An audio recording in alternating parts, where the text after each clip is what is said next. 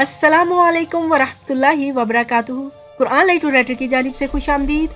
आज मैं आपसे ऐसे वज़ाइफ शेयर करूंगी जिन्हें आपने ना खुद करना है ना किसी से करवाना है। इनको करने से इंसान की दुनिया और आखिरत दोनों तबाह हो जाती हैं।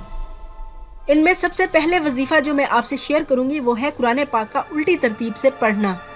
कुछ ऐसे वज़ाइफ हैं जो कि कुरान पाक को उल्टा पढ़ने से होते हैं या उल्टा लिखने से होते हैं। ये करने वाला और करवाने वाला दोनों जहन्नमी होते हैं। कुछ ऐसी औरतें हैं जो कि उल्टी बिस्मिल्लाह का अमल करवाने जाती हैं और उल्टी बिस्मिल्लाह का अमल करने वाली किताबें भी मौजूद हैं। ऐसी किताबें पढ़ने और अमल करवाने से इंसान खूनी अमराज का शिकार हो जाता है।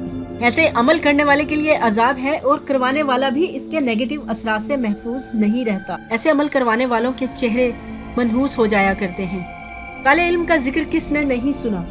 काले अमलियात में मुर्दे की हड्डियां निकलवाई जाती हैं, उल्लू का खून इस्तेमाल किया जाता है, चमगादड़ों की आंखें इस्तेमाल की जाती हैं। इस तरह के अमलियात में तमाम नापाक और गलीज चीज़ों का इस्तेमाल होता है, यहाँ तक कि शराब का इस्तेमाल भी किया जाता है। अगर आप ये अमल करवाते हैं तो आप मुसलमान कहलाने के हकदार नहीं हैं, न ही इसका आपको कोई फ़ायदा है। इसका सबसे बड़ा नुकसान उस वक्त स्टार्ट हो जाता है जब आप इन अमलियात के लिए जाते हैं, क्योंकि आपको दायरे इस्लाम से खारिज होना पड़ता है और ये अमल गैर मुस्लिम ही करते हैं, क्योंकि ऐसे अमलियात में नापाक होना पहली शर्त होती है। इसमें गंदे खून से लिखे गए तावीज़ किसी भी शख्स को पिलाने के लिए कहा जाता है। क्या ये बीमारी का सबब नहीं?